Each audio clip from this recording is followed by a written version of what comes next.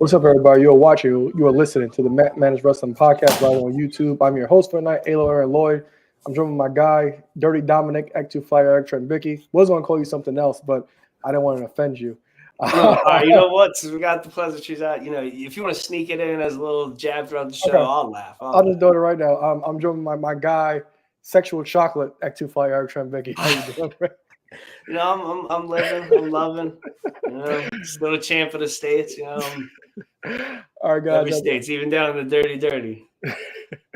All right, guys. As always, subscribe to all podcast platforms: iTunes, Google Play, Podbean, and make sure to head over to Ringside Collectibles. Use code MManus to save 10% off your order. Oh, we were all for a week. We had Bad Blood happen. What else happened? We had Roman Reigns and Cody Raheem Rose. They defeated the Bloodline. So salute to that. Acknowledge me.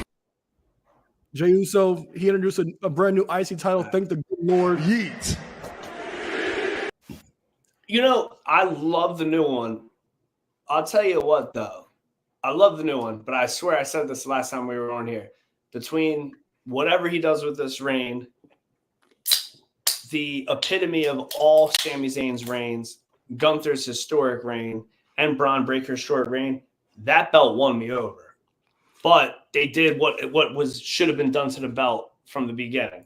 Adding that splash of blue is chef's kiss. Yeah, because I was going to bring that up because I remember when it first came out, I was like, why don't you just make the globes blue? And it's kind of hard to fathom that belt's 5 years old already. It flew by. It did release pre-COVID. As me being accolade act, it is always funny with some belts, like when you think about at certain times, the length of a lot of certain belts history. Like when you think of how long the spinner was around, or just so many things. They're like the copper penny and the dime tags, how long those belts were in existence. It's nuts.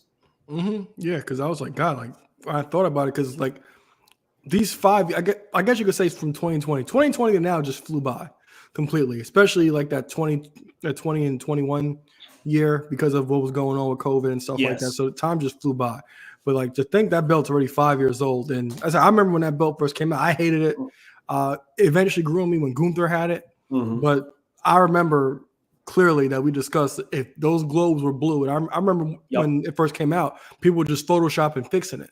Mm-hmm. And that's all it needed was a touch of blue. And it works out perfectly. So salute to them for making that. I really am loving that belt. Can't wait to get into elite figure form. It's funny, even when you say how that period that was forgettable about it. Me in our group with Prep, our group chat, we're always sending those. I love those things. Chris Van Vliet's always reposts them where it shows somebody's career highlights through the history they won belts. And the one for Jeff Hardy got a lot of comments saying, when did he win that version of the IC belt? When did he win that? When did he win that? And he had it. I don't want to say he had it long, but he got to defend it a little bit. It was a run. I mean, it wasn't the most forgettable out of all the reigns for that variation. It was the Thunderdome era, and a lot of that stuff. Was it pre-Thunder? Oh, it was Thunderdome. It was Thunderdome. Yeah, because AJ and Bryan, they had a feud over in the summer before they went to the Thunderdome. Did Bryan didn't win it, right? No, AJ won it. Because that's when Sammy vacated the title. Yes. And it was a tournament, and Bryan and Styles were in the finals, and AJ won that. So definitely a forgettable time. It's easy for anybody to forget those. And I do enjoy those Chris Van Vliet things because that Jeff Hardy one did get me. But I was like, all right, I see the light heavyweight. It's only one person. It's Jeff Hardy. It's only one person. So since we took that week off, what did you watch? This is not the podcast to talk about what I watch. I watch some shit, but this is a wrestling podcast. What I watch wrestling wise, Sunday morning, I started watching Bad Blood. I have watched, the recent episodes of Dynamite. Not anything necessarily spectacular. I'm really looking forward to Wrestledream. I did watch Bad Blood, which we'll get into. I'm looking forward to Wrestledream.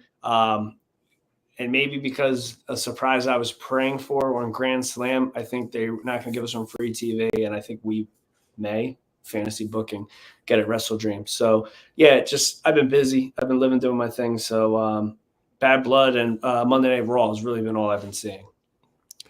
Yeah, so about that, like, in doing my research, I had no idea it was a pay-per-view this week. I had no idea. In a way, I'd almost like, I don't know if it's because there's been so much stuff going on.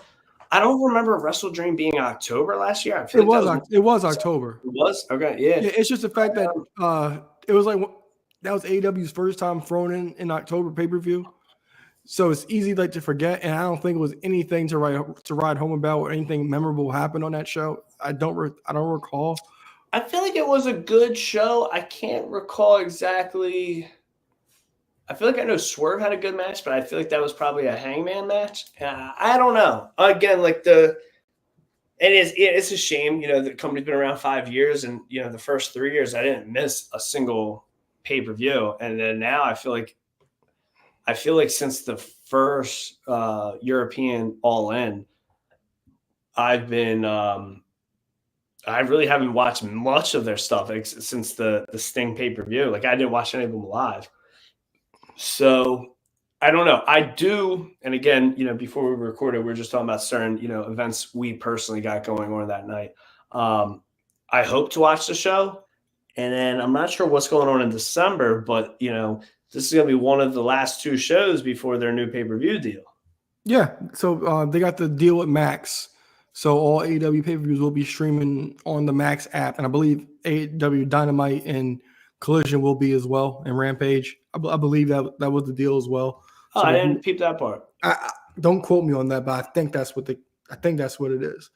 But yeah, I had no idea. So I did some research on what was going on, but I was like, other than Mox and Bryan, I was like, okay, I guess we'll talk about it. So while we were away, I did watch the Vince doc. The hype around it kind of came and went.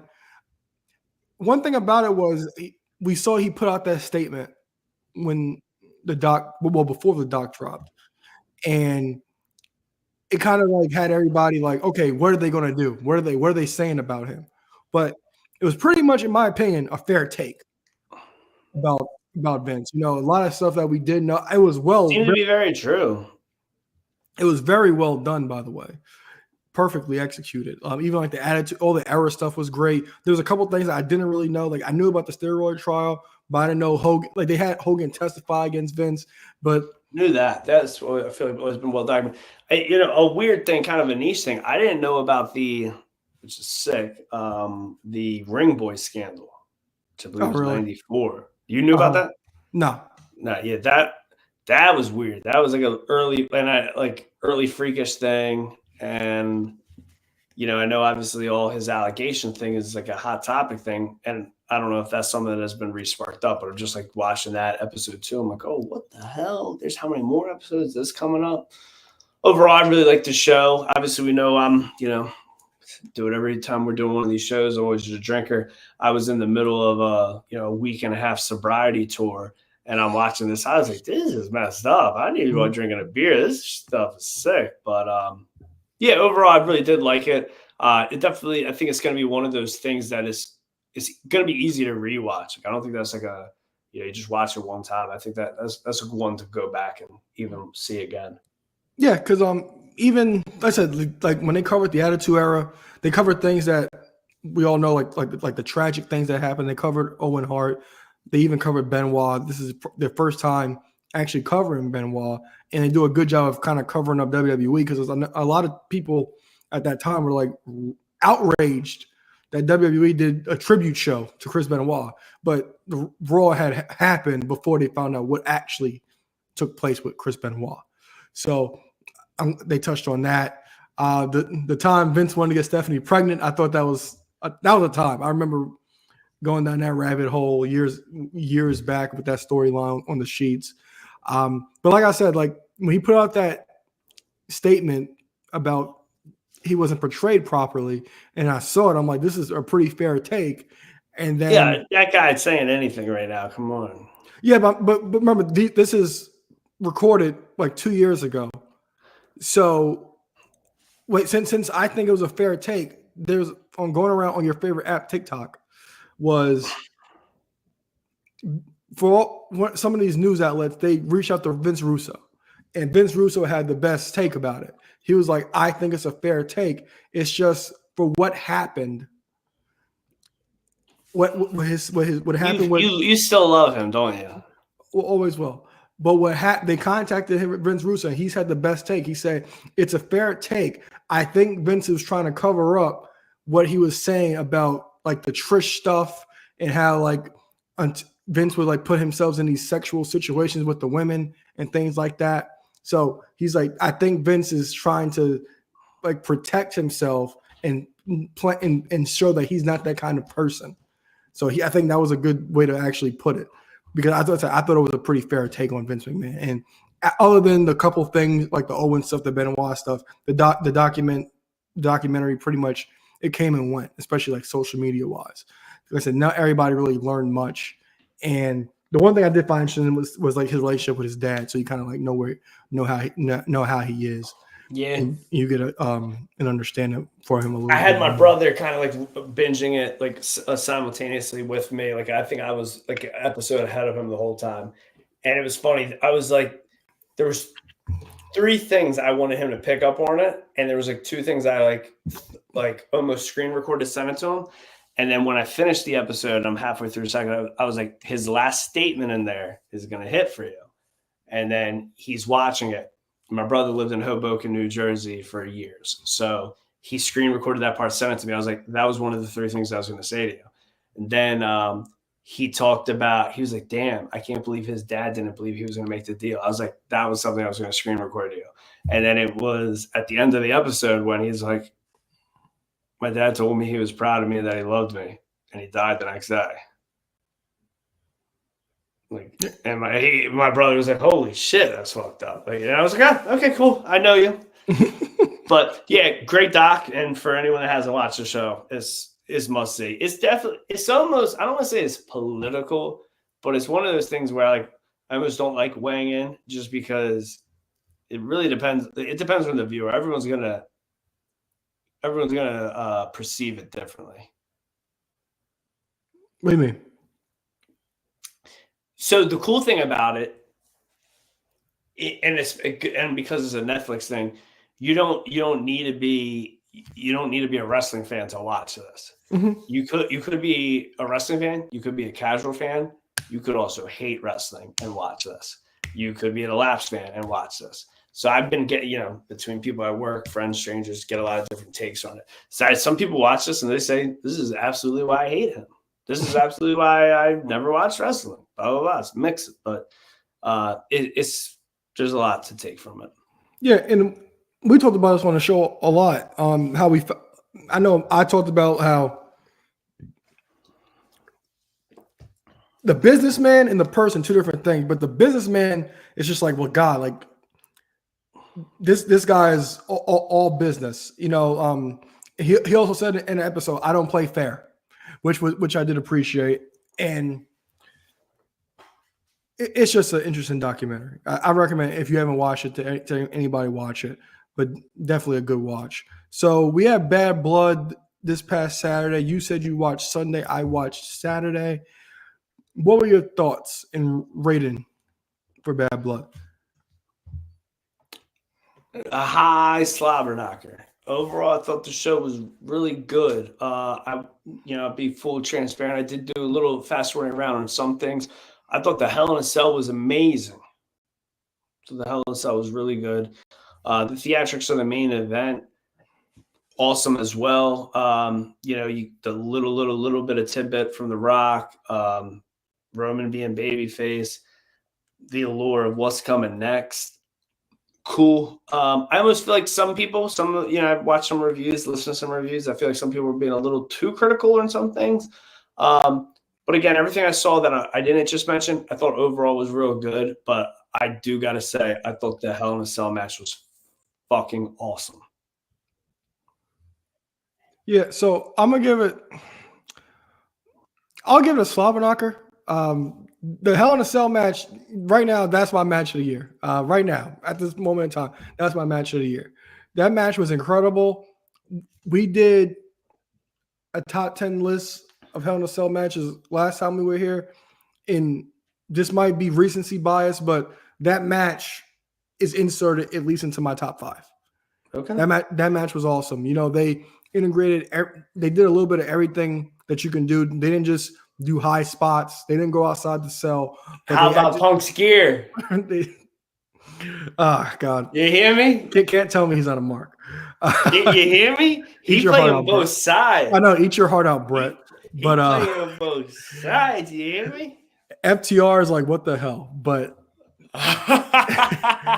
but when it comes to that match, they put out all the stops. You know, they didn't just go for the flashy stuff. There was psychology in there. Story was perfect. Even like the McIntyre's 16 stitches in his head, incredible. The homage to Brett and Austin with the sharpshooter was great. I said right now, that's probably my match of the year. It lived up to all the hype. But now the rest of the show, quick pause. I know I'm gonna rewatch both of them simultaneously, and I'm just probably not a big fan of strap matches, but I love their SummerSlam match. And it was funny. I saw something about like people like give it like appreciate this is the feud of the year. So I'm like, all right, cool. I love the SummerSlam match, love this, but I'm like, maybe I'm like, and again, maybe like you ever watch, and you should get this in a way. Like I remember being so in love, and again, it could be because of the return and everything that went along with it. I remember being so in love with Cody versus Seth at Mania that I was like, that's the match. And then I was like, okay, Mania Backlash, that was cool. And then when everyone went nuts about the cell, I was like, yes, this is good. But is it better than the return? And I feel like this is the exact same fucking situation. And again, also being a cell match, whereas like everyone's like, this is better. But I'm like, yeah, but that first one was so good. I'll give you this.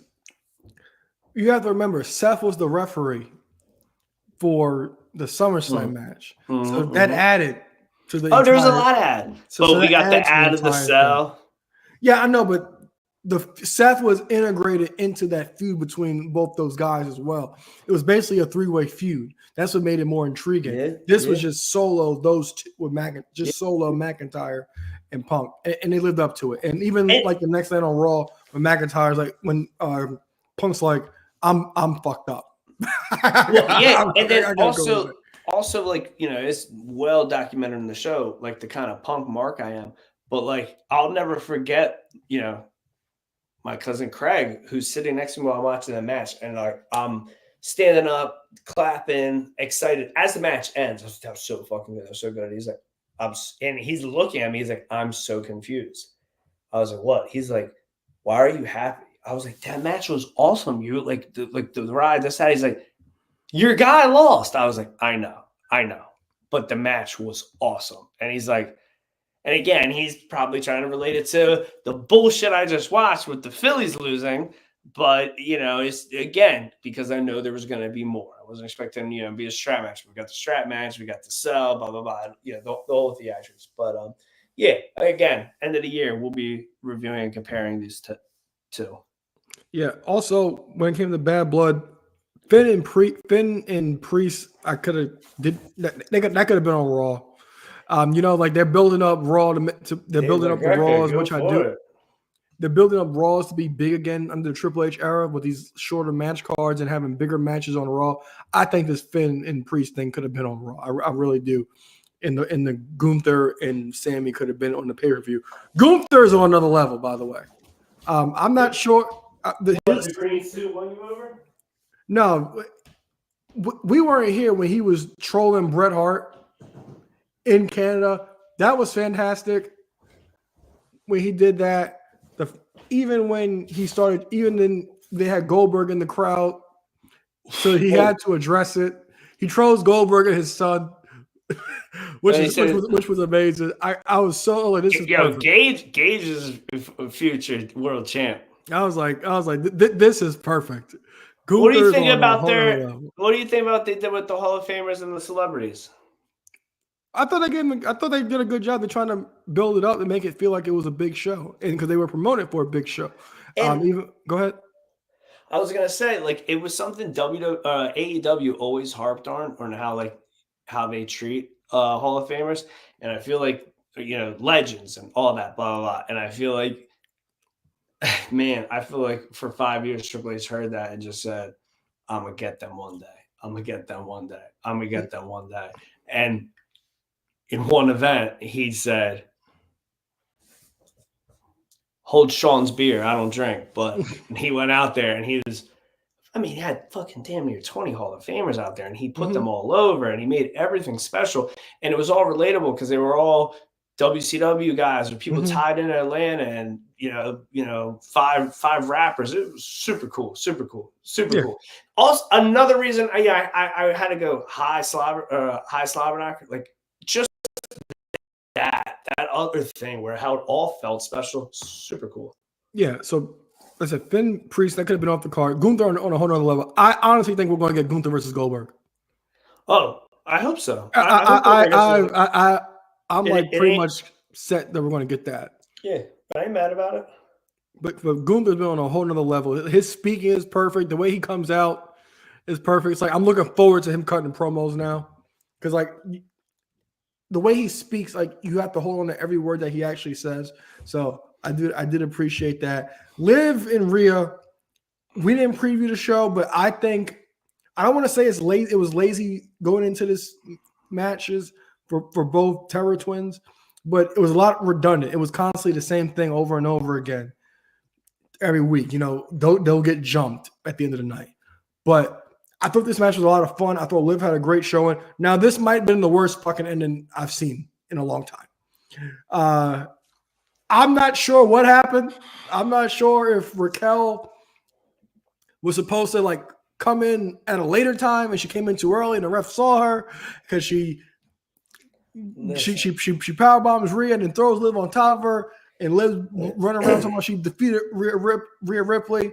I'm not sure what happened with this ending, but the match was fun, but the ending was executed terribly. The main event, can't say enough about the main event. Jacob Fatsu's a fucking star. The way he comes out there and just everybody looks at him like, what the fuck is this guy? Glad you changed the topic of the match. I was about to get myself canceled. Yeah, main event was awesome. Also, how great is it? Jacob Fatu, how many been in WWE how long? How many matches? He's the main event. Against the WWE champion and Roman Reigns. Come on. And they kind of did like a bit of a disservice to like Solo's bloodline as far as like treatment, because Roman and Cody, they're getting treated like Amazon with these nice entrances and orchestras and stuff. And then Solo and Jacob coming up like they're from I feel like Cody's was botched. But Solo and Jacob are coming out like they're from Temu or Wish. Yeah, but you can't, like, I get that, and I get that take, but we can't compare it. It's Roman who, again, Solo's been on the main roster 3 years. Jacob's been there 3 months. Cody's a WWE champion. Roman's the longest reigning WWE champion in our lifetime. Yeah.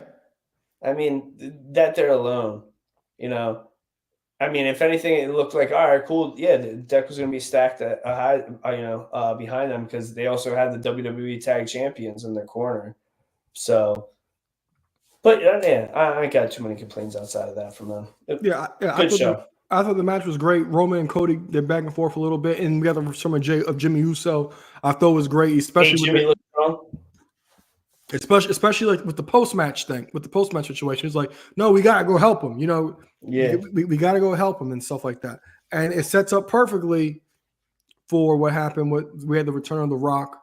Rumors were going around that he was in Georgia over the weekend. And one thing I want to talk about, their social media did a great job this weekend. I'll put it like that, because I was watching on maybe like I'll say like a 30-second delay.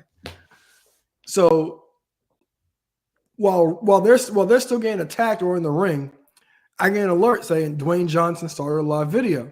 So I'm like, okay, he's here. And then it starts with him going out to the race, coming out from Gorilla, goes out, whatever. It's just like a backstage shot. And then he finally comes out, and I see it on the cock. So it's like, okay, this is great. Pause. No Diddy. So we got that, and it was like, okay, this is good. And then the aftermath is him on his own live walking out the arena, and even that was gold. He probably said anything. He says, a lot been going on, a lot on my mind, a lot of shit's been going on. How do you think I feel? I'm happy, I'm sad, whatever. He sees a picture of Dusty. I love you. I hate your son. Sees a picture of Cena. Go eat Fruity Pebbles.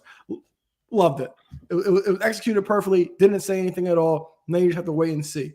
Because you look at this and it's just like, okay, the whole purpose of what was going on was about family. And now the family split, and now the family is helping the enemy. So now when The Rock comes back, it's just like, okay, what the hell is going on here? And now I don't know if you saw it, but there's also a clip of Solo Sikoa. Yeah, I was about to bring it up right now. Apologies. Yell at someone else. I was about to bring it up now. Solo is a clip of Solo in the crowd saying it's a part of the plan.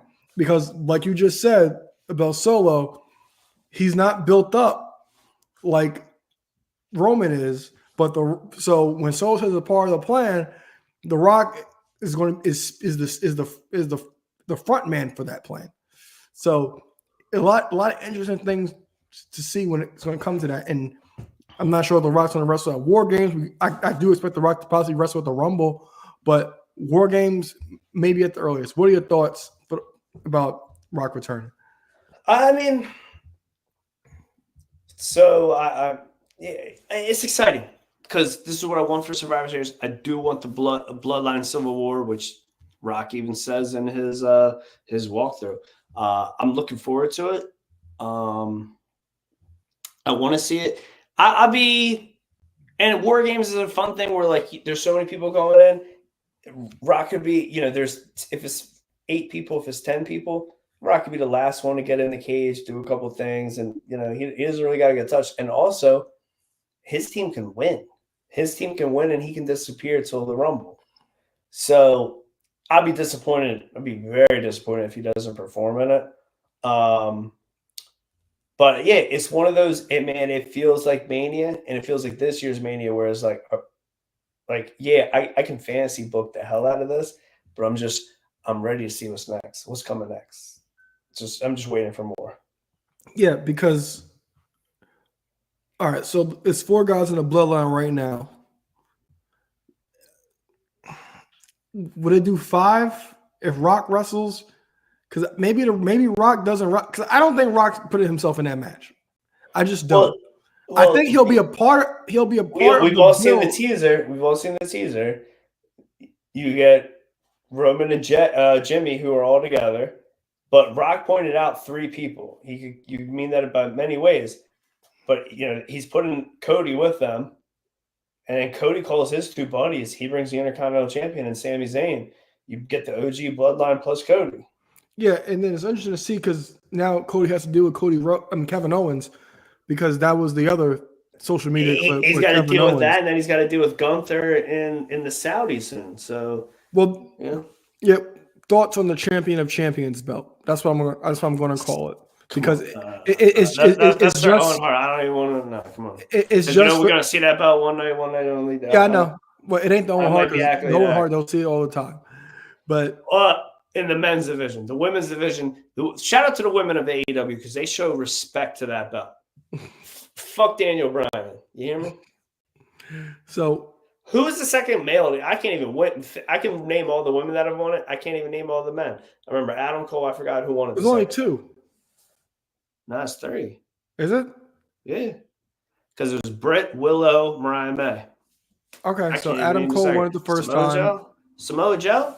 I don't think it was. Was it Joe? Might have been Joe. Men's Owen Hart. But it's just a Saudi thing, a way to get the 2 champions against each other, which I don't mind. And to call the champion brings me back to the old SmackDown versus Raw video game. Ricky Starks. Okay, yes, that is right. who's no longer with the Maybe company. he'll be with Cody in War Games. So we'll get the champion. We'll get the champion of champions at Crown Jewel. Looking forward to it to see Cody and Gunther go 1-on-1. Interesting to see what they go with Liv and Nia. That match was, I thought, that Nia match with Bailey. I think those two have good chemistry. They try to pull out some new things in that match. So a couple times I saw myself like, okay, did they really try that? Because commentary was trying to sell a lot of like the counters Nia was doing and stuff like that. I swore up and down Tiffany was going to cash in, which she didn't. But back to the whole Bloodline thing, I think that the Bloodline. So I don't think Rock's getting in that cage. I just don't. I think The Rock will face Cody at the Rumble too, and also going around when Rock did You might be right. When Rock did the countdown and then he did the whole thing with his neck. People point out that's what he did at WrestleMania before he pinned Cody with the people's elbow. So we'll have to wait and see what's going to happen with that. But what's your best case scenario for The Rock? Best case scenario is exactly what I predicted. No, my best case scenario is a 10-man War Games match. You get Rock and them, they win. Rock challenges Cody. Roman helps Cody. And then we get Rock versus Roman that don't need the belt. Yeah, so I'm pretty much in agreement here. I don't think Rock's in War Games because I think Rock may help the Bloodline win War Games because the new Bloodline win War Games because they need something. They have to beat the original. Tag belts ain't good enough for you? No. They need to beat the original Bloodline. They have to get validated at some time. They need the Jey Uso treatment. They have to win the big one, basically. So I think Rock may cost his team War Games, but cost Roman team War Games. And I think Rock will challenge Cody for the title. And I think Cody will retain and we get Roman versus Rock non-title to determine the head of the table at WrestleMania.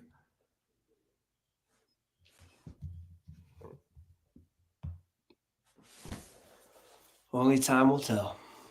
I mean, we don't got much time to find out because everything's approaching fast. So, like I said at the top of the show, I said we do have a pay-per-view this weekend, AEW Wrestledream. We'll just run through the card really quickly. And if you have thoughts, go ahead. Where should I start for the bottom? Oh. You know what? I'll start right here. ROH Championships on the line. Will Chris Jericho become the new Wave when he challenges Mark Briscoe for the ROH Championship? I honestly kind of wanted him to win the ROH title again because the more and more his career goes, I don't know if he'll win the AEW World title again, but I'd like to see him have another singles title run post FTW title.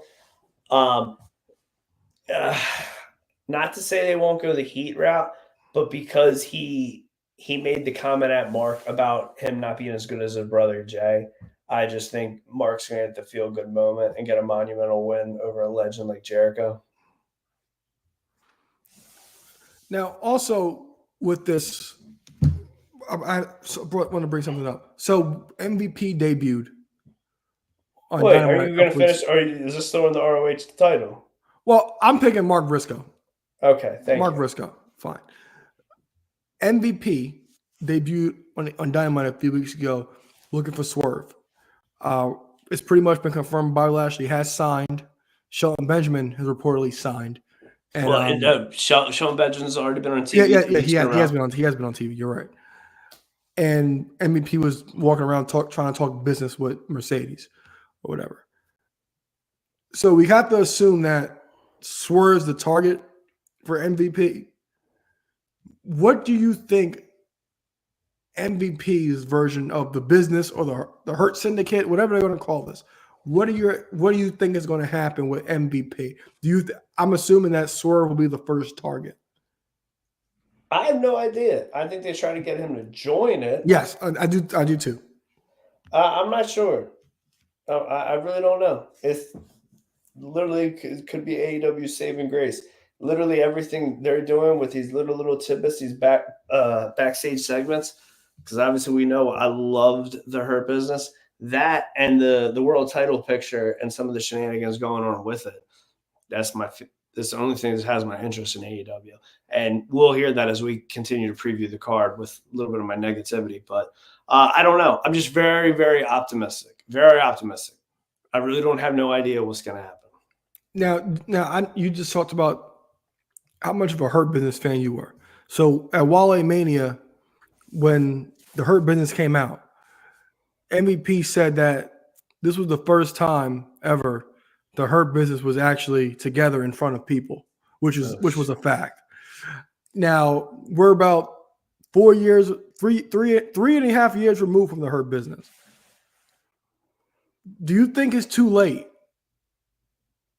to revive the Hurt Business? Because it's been so long. It's not like they were together, and it's not like they were together the day their contracts expired. It's something that we're three and a half years removed from. No, I don't think so. Bobby Lashley, we all know can still go. We all know Shawn can still go. He's still doing indies.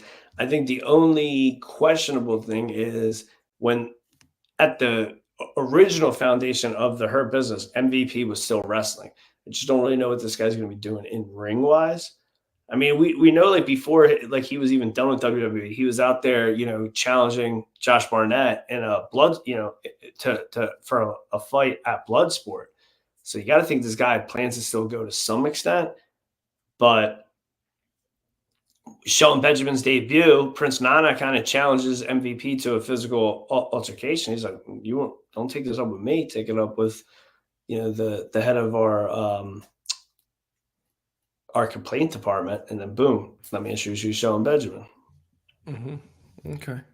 Yeah. So when it comes, I'll use a betting term for this. If it ain't broke, don't fix it. And that's not just a betting term, that works with everything. But WWE broke it up. So will anybody care 3 years later? And will it be as good as it was 3 years later? Because I said, like, how many times this is the only example we have is WWE at this point.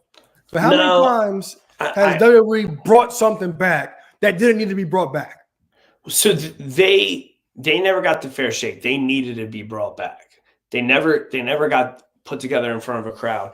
And I like Shelton Benjamin, but again, and I don't even know who's older age-wise, if it's Shelton or Bobby. For some reason, I assume it's Shelton, but I feel like as I'm saying it out loud, I feel like Bobby might be older than him. The reaction, like AEW is live. They're not, as far as I know, maybe I'm just being a mark for them. They're not doing the piped-in crowd reactions. Listen for Shelton Benjamin's first face time he's on AEW, and the second time, crowd reacts for him. And he's not Bobby. Bobby was getting insane babyface reactions. These three together, crowd never seen it. Like, I never saw it live. You never saw it in live. Imagine lime green t-shirt guy. He never saw it live. So everyone that ever was a fan of it, getting to see it live, whether it's, for Tony's promotion rather than the McMahon promotion, I think it's going to go over, and it's going to go over well. The only way it doesn't is if for some reason it's just booked very, very, very poorly. That's always the case over there. Hey, touche. That's always the case. Not always. That's recency bias, but okay. I like it. All right. Another match that I found very intriguing and I got sad was the ROH Tag Team titles going to be on the line. The Young Bucks are taking on Private Party. Now, AEW tag titles. What did I say? Ring of Honor tag titles. Okay. Now, I don't remember this, but 5 years ago when AEW debuted, I was all in on Private Party. I bet you were. You thought you were the third member. Absolutely. I wanted to be in the club too. But injuries, it cut them short. Then they got booked with Matt Hardy. It was god awful, other than the do-rag segments and do-rag pictures. It was not good. So they're challenging the Young Bucks here. It should be a good match, but I was just like, God, like, you even talked about it when at Grand Slam. It's like you brought back you bring out these guys of all people. You bring it out of nowhere, even though they're originals. But I'm going with the Young Bucks to retain the tag team titles. I'm gonna speak with my heart. Especially Stokely Hathaway tried pitching them to be their manager, and they shot him down and said, "Oh, we got a little bit of steam. Now we're number one contenders. People want to rep us. Like, nah, we got this. We're gonna just keep doing our thing." Like, I liked that. I thought that was real. I thought that was cool. So if they keep that energy going, yeah, I think there could be a shot for them. I'd like to see them win. I like to see them. They're day one, and especially when I think about like the 5 or 6 like OG AEW tag teams and how many of them did not win the tag titles, and 2 of them don't even work for the company no more, 2 of those teams. So I mean, if Private Party never wins them, we're talking like half the OG like tag teams didn't ever win the titles. And maybe we could even call it 8 teams, and we're saying 5 out of 8 didn't. So yeah, I'm Private Party wins the titles. That's the dream. They're gonna wrestle for their dream. Pun intended. All right, a couple other matches. We got Darby Allin taking on Brody King. Who you got? Darby, and it's not going to be their best match ever. I'll go with Darby as well. Just added this week was Hangman and Jay White. Jay White's back, and as a babyface, Jay White goes over. All right, TNT titles on the line. Jack Perry's going to take on Katsuya Shibata. Who you got? Jungle Perry. Interesting. 2 of my favorite women in AEW for the AEW Women's World Title, Mariah May taking on Willow Nightingale. I'm looking forward to this match. I'm a big fan of both of them, and I'm gonna go with Mariah May as well. In the match where there will be no shortage of flips, we got Will Ospreay defending his international title against Ricochet and Takeshita. Could care less. I think Ricochet wins here because I think Ospreay gets elevated to the main event scene. Ricochet pins Takeshita.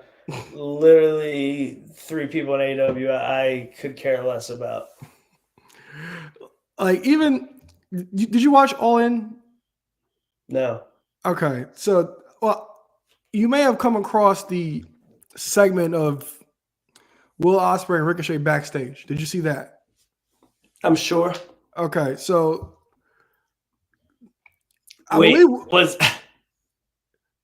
was it Ricochet and in the suit, Ospreay, or was it Will Ospreay and Kobe Bryant? It was Will Ospreay and Ricochet. Just making sure. And it's like he kind of like, remember 8 Mile when Cheddar Bob shot himself? He's like, "You want to fuck with us? You want to fuck with us yet?" Like that's what Ricochet was giving off. He's like, "You talking shit, man?" Ricochet, yeah. Ricochet compares himself to Kobe Bryant. You compare him to Cheddar Bob. If you watch it, you'll kind of see where I'm coming from. If I find it, I'll send it to you. You'll 100% see where I'm coming from when it comes to that. But I'm gonna go Ricochet to win, and for the AEW World Championship, Jon Moxley challenging Bryan Danielson. Is this Bryan Danielson's last stand? So they were really harping the past week or two that this is Daniel Bryan's retirement from when he loses the title, his retirement from full-time wrestling. So I can see him losing and still having matches, but more seldomly. But a fantasy book, if you'd asked me yesterday, I think I probably would have said, 2 days ago, I think I would have said Moxley loses, Bryan keeps the belt for a little bit. I think Moxley wins from the help of Shane McMahon. You know what? I hope that happens too. You and me both. I hope that happens too. I think Moxley will win the championship. This is in Bryan's home state, so you have to assume that Bree and the family will be there. And he'll have I guess you could say he'll have a proper send-off. So I am going to go with Jon Moxley as well. And like I said, I think Ricochet's winning, and I think Ospreay's going to get elevated to be the first person to challenge Moxley for the title as well. I'm looking forward to it. Yeah, and one more thing about while I was watching, I want to bring this up. I thought I watched both episodes of NXT on the CW. The Did not debut get to watch the episodes. St. Louis one. I thought they were both really good. I've been talking about WWE's women's wrestling was down this past year. I thought Roxy and Julia had a great match.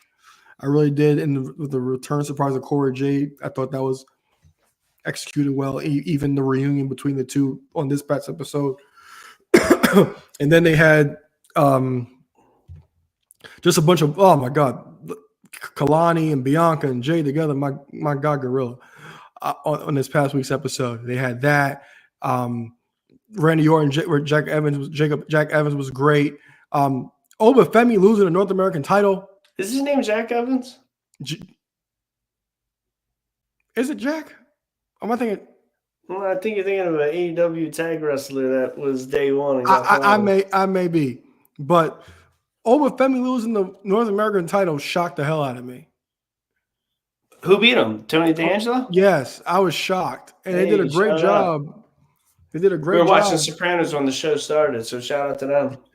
They did a great job actually like portraying it. It was really well done because I remember watching NXT the last few weeks. You know, he lost to them prior, and then he also was like having a hard time building up his confidence and stuff like that.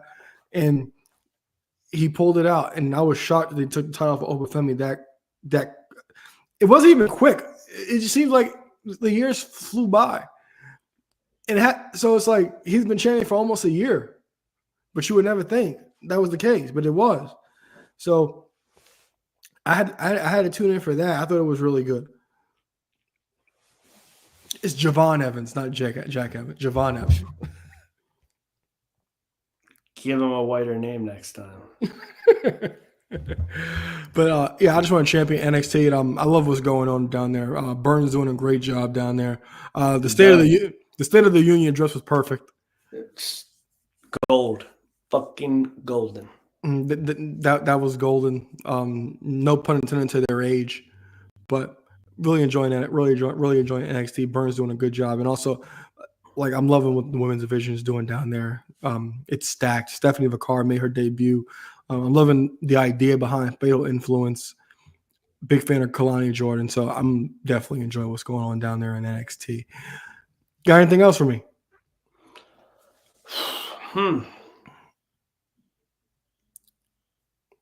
What do you think of your first 2-hour episode of Raw in a decade? I just flew through it. I mean, overall, really good. It was jam-packed. They had a hard time, I feel like, of almost squeezing everything in. Like it was good. I liked it.